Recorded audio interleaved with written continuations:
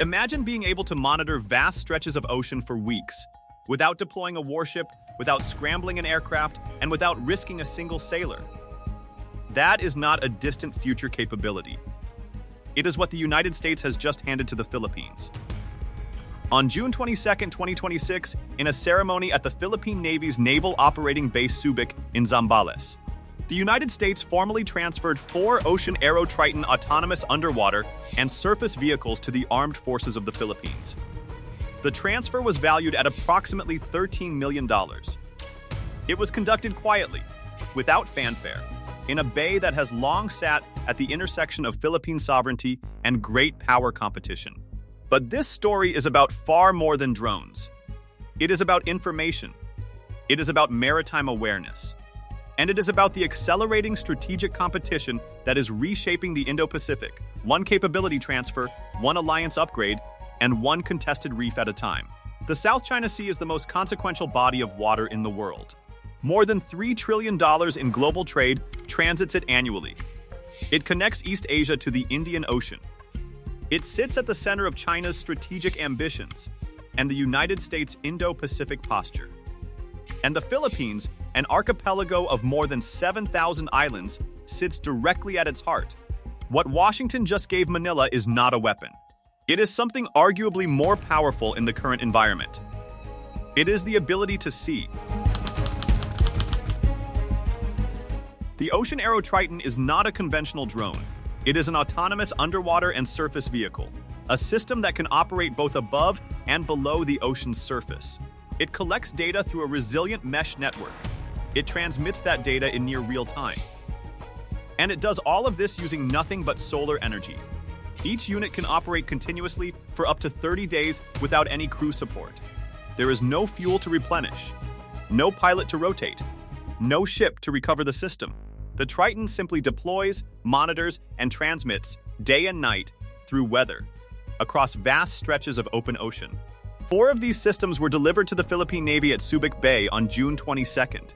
The total package is valued at $13 million, roughly the cost of a single day of conventional naval operations in a contested maritime zone.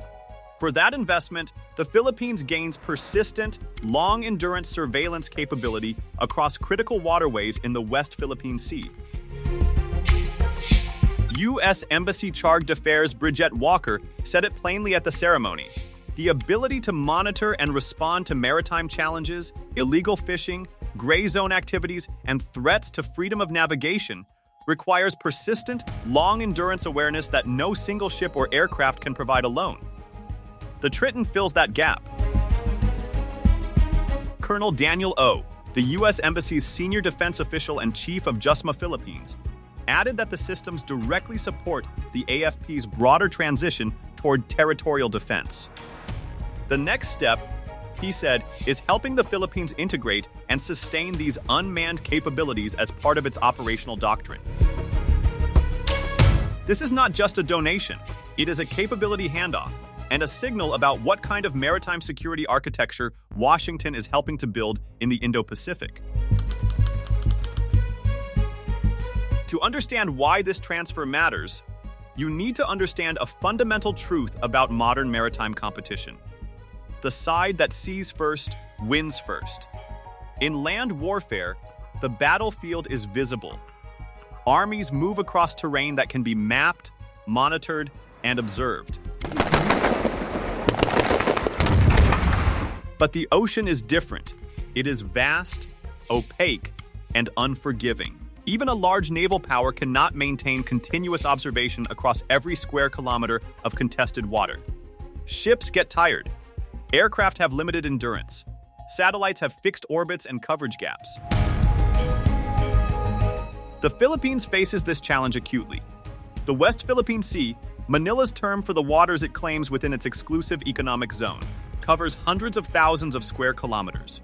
Within that space, Chinese Coast Guard vessels conduct near-continuous patrols. Chinese maritime militia boats anchor in contested areas for weeks at a time. Unidentified vessels engage in illegal fishing. Gray zone activities unfold at the edges of Philippine awareness. You cannot respond to what you cannot see. You cannot document what you cannot detect. You cannot build a legal and diplomatic case against unlawful activities if those activities occur beyond your line of sight. Modern maritime security begins with awareness. Detection is not a passive act, it is the foundation of every response that follows. The side with better surveillance can prepare better, respond faster, and document incidents more effectively for international audiences. In the current environment, where China's activities in the South China Sea are being watched by the world, documentation is itself a form of power. The Triton systems give the Philippines a persistent, solar-powered eye in the water. An eye that does not sleep. An eye that costs almost nothing to operate once deployed. And an eye that feeds data into a network, available to Philippine commanders and almost certainly to allied intelligence partners as well. This transfer did not happen in a vacuum.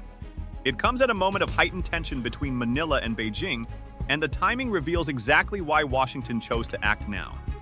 In recent weeks, China installed a floating structure on Scarborough Shoal, one of the most strategically sensitive features in the South China Sea. Scarborough Shoal is a small atoll roughly 240 kilometers from the Philippine island of Luzon. It sits within the Philippines' exclusive economic zone.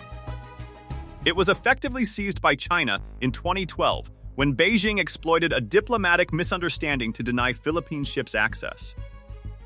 The 2016 arbitral tribunal ruling under UNCLOS declared China's historical claims invalid. But Beijing rejected that ruling entirely and has never complied with it. China's installation of a floating structure at Scarborough Shoal in 2026 was not an accident. It was a test. Beijing was watching to see how Manila would respond and how Washington would react. The Philippines lodged a diplomatic protest. China eventually removed the structure, claiming it was for scientific survey purposes. But no serious analyst believed that explanation. Beijing also imposed sanctions on the Philippines' defense secretary, a direct, personal escalation targeting the individual responsible for Philippine military modernization and the strategic direction of Manila's response to Chinese pressure.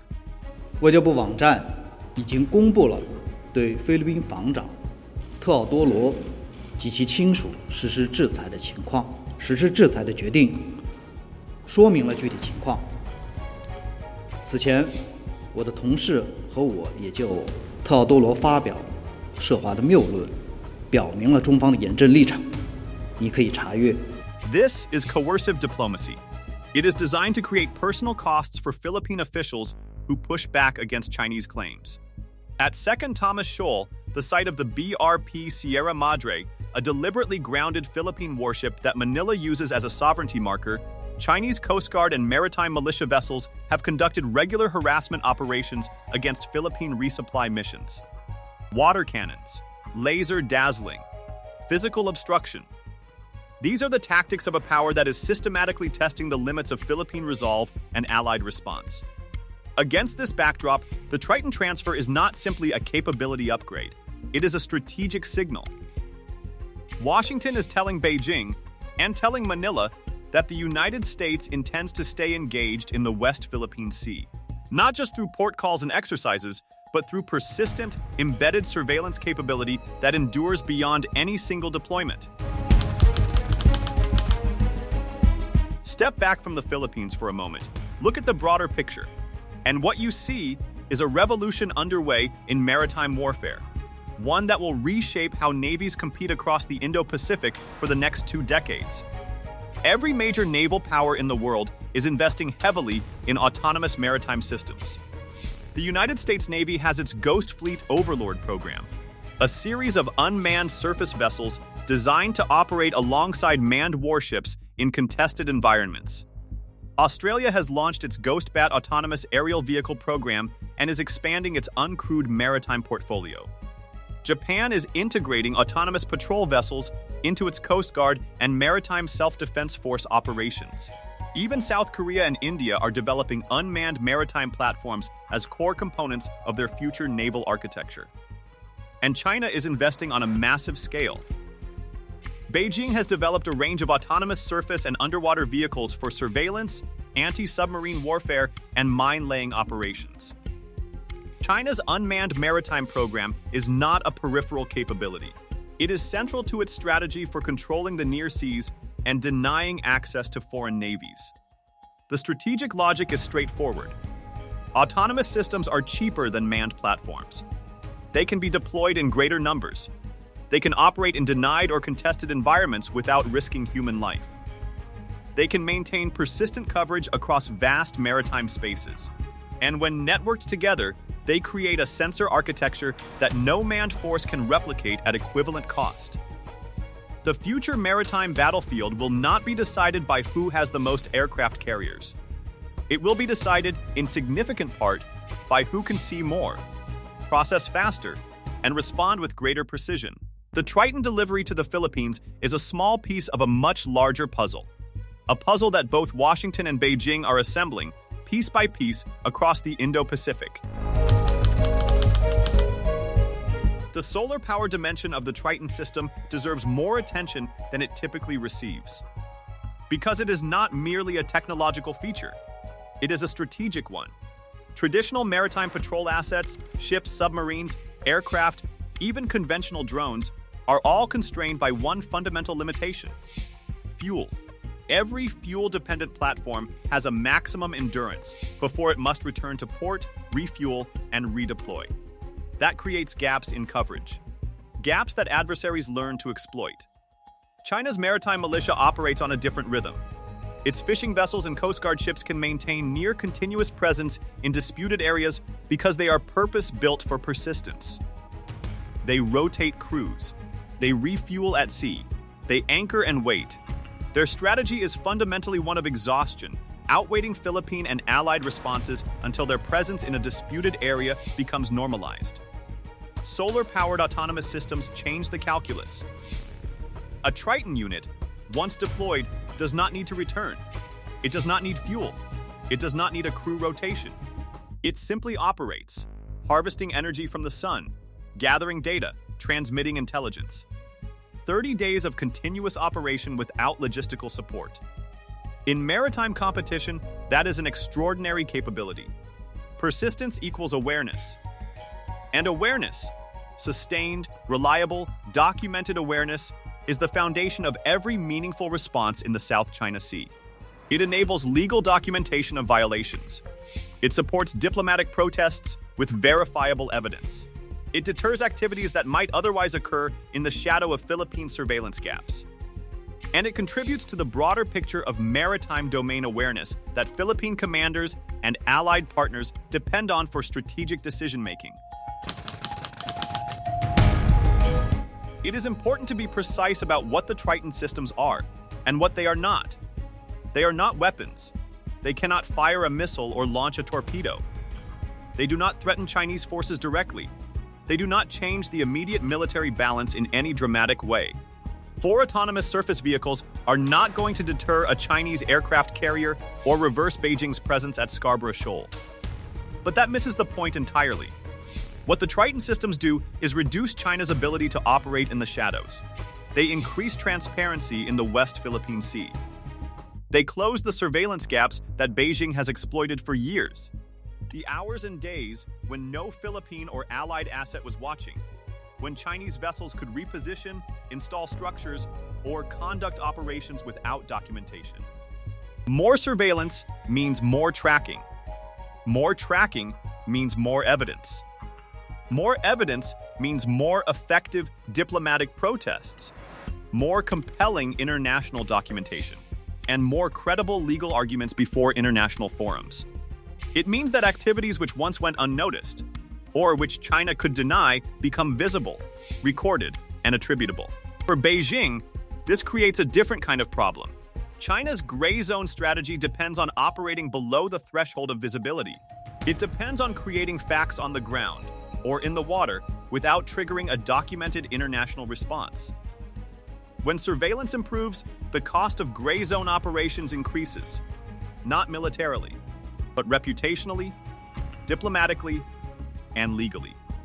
China's reaction to the Triton transfer will be worth watching. Beijing may protest. It may dismiss the systems as militarily insignificant. But the reality is that persistent, networked maritime surveillance represents exactly the kind of capability that makes gray zone coercion harder to sustain over time.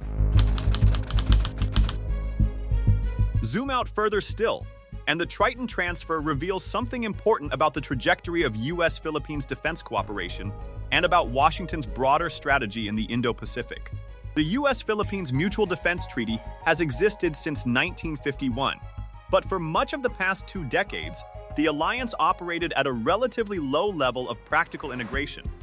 The Philippines under Rodrigo Duterte actively distanced itself from Washington and flirted with deeper ties to Beijing. The alliance framework remained intact, but its operational content was thin. That has changed dramatically. Under the current Philippine government, Manila has reaffirmed and deepened its security partnership with Washington across multiple dimensions. The Philippines agreed to expand U.S. military access under the Enhanced Defense Cooperation Agreement to 9 agreed locations, including sites in northern Luzon, directly facing Taiwan. Joint exercises like Balikatan have grown in scale and ambition. The Philippines and the United States conducted their 4th bilateral maritime dialogue in Manila in February 2026, having first launched that format in 2022. Their 12th bilateral strategic dialogue followed in the same month. The Triton transfer fits within this larger pattern. Washington is not just selling weapons to Manila. It is helping the Philippines build genuine, enduring maritime defense capability, surveillance infrastructure, unmanned systems integration, sustainment frameworks, and operational doctrine. The U.S. Embassy explicitly stated that the next phase of cooperation would focus on helping the Philippines integrate and maintain unmanned systems as part of its maritime defense capabilities. This is capacity building in the most meaningful sense. It is the difference between giving an ally a weapon and giving an ally the knowledge, infrastructure, and institutions to defend itself. The former produces dependence. The latter produces a stronger, more resilient partner, one that can hold its own in a contested maritime environment even when American assets are not immediately present. That is Washington's long game in the Indo-Pacific. Not forward presence alone, but a network of capable, integrated, interoperable partners who share the strategic burden of maintaining a free and open regional order. The 4 Ocean Aero Triton sea drones delivered at Subic Bay on June 22nd will not, by themselves, change the balance of power in the South China Sea. They will not dislodge Chinese vessels from Scarborough Shoal. They will not reverse a decade of Chinese maritime expansion across the 9-dash line. And they will not resolve the fundamental tension between a rising power seeking regional dominance and an alliance structure committed to maintaining a rules-based maritime order. But they reveal something important about where this competition is heading. The future of maritime competition in the Indo-Pacific may depend less on who has the most ships and more on who has the best information. The side that can see more, document more, and share intelligence more effectively will hold a decisive advantage. Not necessarily in a shooting war, but in the gray zone between peace and conflict, where the real competition is currently being waged. The Triton systems are one node in what is slowly becoming a networked surveillance architecture across the Philippine maritime domain. One that connects autonomous platforms, shore-based sensors, Coast Guard assets, naval vessels, and allied intelligence networks into a unified maritime picture. 4 drones today. More capability tomorrow, and over time, a persistent solar-powered awareness that Beijing cannot easily blind, jam, or intimidate. Robert Kaplan once wrote that geography is destiny in the Indo-Pacific. The Philippines sits at a choke point between the Pacific and the Indian Ocean, between China's near seas and the open water beyond. That geography cannot be changed, but awareness of it can be transformed. In the Indo-Pacific, seeing first may become just as important as striking first. The United States understands this, and with 4 solar-powered sea drones delivered quietly to Subic Bay, it has helped Manila see a little farther into one of the world's most contested maritime regions. The United States did not just give the Philippines 4 sea drones. It helped Manila see farther into a sea that the world cannot afford to lose sight of.